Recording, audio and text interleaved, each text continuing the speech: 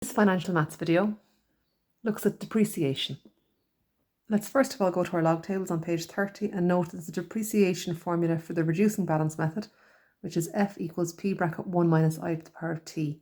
They also mention this depreciation formula for the straight line method. We don't tend to come across this formula an awful lot, but we will on occasion encounter the straight line method, and I'll explain both of those in the video. Let's look at a straight line depreciation example first of all. So I buy a car and it costs me €4,000. The car loses 25% of its original value every year, and the key thing here is that it's a percentage of its original value that it loses. So in this particular case, I'll just have to figure out 25% of 4,000, and whatever that is, that's how much I will lose each year that passes. Of course, 25% of 4,000 is 1,000. So every year that goes by, the value of the car will reduce by 1,000. So this figure is our annual depreciation. It's called the straight line depreciation method because if we go to draw a graph of it, we'll see that it creates a straight line. Initially, the car costs 4,000. After 1 year, it's reduced to 3,000. After 2 years, we're down to 2,000, then 1,000, and then 0. Joining these creates a straight line, and we reach a situation where the car has no value. Let's compare this then to the reducing balance method. So again, I'm going to buy the car for 4,000. This time I said that the car depreciates each year by 25% of its value, but the key thing here is that I don't say 25% of its original value. So each year it'll lose 25% of what it was worth the previous year. So I'll still start at 4,000, and in that first year it'll lose 25% of its value. So again, we're down to the 3,000. But the following year I won't go down to the 2,000. Instead, I'll take 25% off the 3,000 value. And this works out as 2,250. And the next year I'll lose 25% again, but this time it's 25% of the 2,250. So the car ends up being worth 1,687.50. And the same thing happens the next year, and the car ends up being worth 1,265.63. Notice that with the reducing balance method, the depreciation follows a curve as opposed to a straight line. You may also notice here that my calculations resemble the formula that we see on page 30. I've done my calculations here on a year-by-year basis, but I can use this formula to find the value of the car or whatever the object happens to be after a certain number of years. So let's find out what the car will be worth after 5 years using this method. Pause the video here and give that a shot yourself, and then see if your answer matches mine. So I'm filling in 4,000 bracket 1 minus 0.25 to the power of 5, and I get €949.22. Of course, this formula allows me to look into the future in terms of the depreciation, but I can manipulate this formula as well and write it as P equals F over 1 minus I to the power of T in order to work backwards. Note that the two formulae that I had for compound interest for future value or final value and present value look very, very similar to these two formulae. And while I'm only given the reducing balance method for depreciation for final value in the log tables, obviously it's almost identical to the present value that I see above it for compound interest. Bear in mind that it's usually this reducing balance method that we use. Okay, so let's do an example question. So a TV is bought for 2,500 and depreciates at a rate of 12% annually. How much will it be worth in 4 years?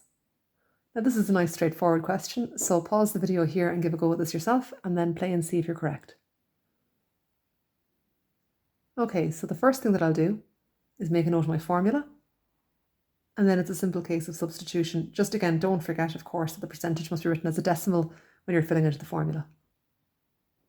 And when I evaluate this, I get an answer of 1,499.24, and I've rounded this off to 2 decimal places again because I'm dealing with money and it's my final answer. So a tractor is bought for 140,000 and depreciates annually at a rate of 20%. How much will it be worth in 5 years? So pause the video here, give this one a go yourself, and then play and see if you're correct. So again, a nice easy question here. Again, I'm just using the straightforward formula F equals P bracket 1 minus I to the T. I'll substitute into the formula. And my final answer here is 45,875.20. So here's the second example now. Sometimes depreciation rates don't stay static. So in this question, we can see the depreciation rate changes. A car is bought for 10,000. The depreciation rate initially for the first 2 years is 28%. And after that, the rate changes to 15%. And we want to find the car's value after 10 years. So again, I'll be using the same formula, f equals p bracket 1 minus I to the t.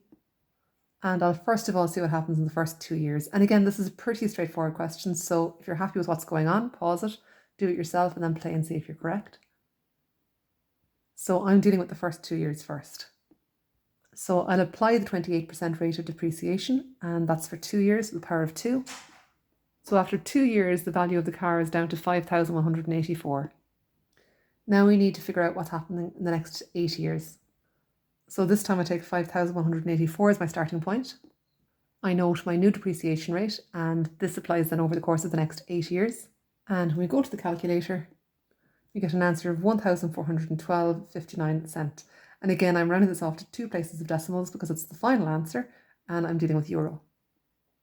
So here's your question. A computer is bought for 5,400, depreciates by 22% for the first year, and after that the depreciation rate is 16%. We want to find its value after 5 years.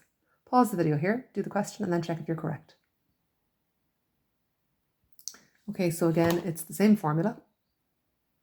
And we'll sort out year 1 first of all. And in that first year, the depreciation rate is 22%, which brings the value down to 4,212. So in our next calculation, we're starting from that point. Our depreciation rate has changed to 16%, and that's getting applied for 4 more years. So after 5 years, the computer is worth 2,097.03 cents. And again, I've rounded this off to 2 places of decimals because it's the last answer and I'm dealing with money. So if you're confident in approaching this question yourself, pause the video now and try it and then check and see if you're correct. Otherwise, let's work through the example. So this is a little bit different to the previous questions because I'm not just being asked to find the final value. I'm being told that the van has been bought for 40,000. The depreciation rate is 24%. I want to find its depreciation in the 3rd year. So I want to figure out how much value it loses in that 3rd year. So we'll just work out its value after 3 years and then take away the value after 2 years. Or actually, really, I suppose it should be the other way around because the value after 2 years should be greater. So yeah, the value after 2 years, subtract the value after 3 years. Right, we're ready to go. So again, I've got the same formula. Let's get the value after 2 years first. So we've filled in the formula. And we're getting a value of 23,104 after those 2 years have elapsed. Now let's find the situation after 3 years. So again, I've filled in the formula, and this comes out as 17,559.04. Alternatively, to find the value at the end of 3 years, you could have said 23,104 bracket 1 minus 0.24 to the power of 1, because it's just one additional year of depreciation on that. So how much did the van actually depreciate in that year? Well, I can simply subtract these 2 figures to find out. And in this question, that comes to €5,544.96. Right, here's a question for you. So a car is bought for 25,000 and the rate of depreciation is 18%. What is the depreciation in year 4? Pause the video here while you complete the question and then play and see if you're correct. So again, let's note our formula first. And we'll need to find the value of the car at the end of year 3 and at the end of year 4 and then find the difference. So year 3 first, I'll fill the formula in and we get a value of 13,784.20 at the end of year 3. Now year 4, so almost identical details here, just the power is changing because it's a different number of years. So I'm getting 11,303.04 cents. And just like in our example, we'll subtract. And this time our final answer is 2,481.16. So here we have example 4 and it's a little bit different. It says that Jim buys a caravan for 20,000 and after 3 years it's worth 10,000 euro. In this question we want to find the rate of depreciation. Again, if you feel confident about this, pause the video, do the question yourself and then check and see if you're correct. Otherwise, follow along with me. So I'm still going to use this depreciation formula and I'll fill in my available information. So I know what the caravan starts out being worth. It starts out being worth 20,000. That's my P. And then I've got its final value. That's the 10,000. That's what it ends up being worth. I don't know the rate of depreciation, but I do know the time is 3 years. So I'll fill these things into the formula. And now I want to calculate I, so I have to isolate that term. So I'll start by bringing the 20,000 across and divide it. And then to sort out this power of 3 here, I'll just cube root my left-hand side. And I want to find the value of I, so I'll do a little bit of further manipulation. I'm going to bring I to the left to make it positive. And I bring my cube root over to the right-hand side. And at this stage, then I can just fire the whole thing into the calculator in one go. So here I'm getting a result of 0.206299474, but don't forget, of course, I must change this into a percentage. I'm not told how many decimal places to round to in this case, so if that's the case, don't be too aggressive in your rounding. I'd keep 2 or 3 decimal places at least. And of course, you can keep them all if you want. Right, so one for you.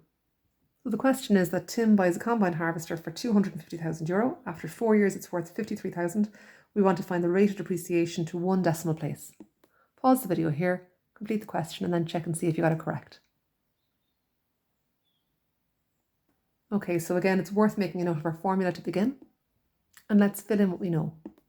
So we know what it'll end up being worth. We know what it's worth at the beginning. We don't know the interest rate or the depreciation rate in this case, and it's for 4 years. So first, we'll bring the 250,000 across and divide. Next, we'll apply our root. And then a little bit of manipulation to get I by itself. And then all into the calculator to get the answer. Again, this is the decimal version, so I must change it to a percentage. And I'll round my answer to 1 decimal place, getting 32.1%.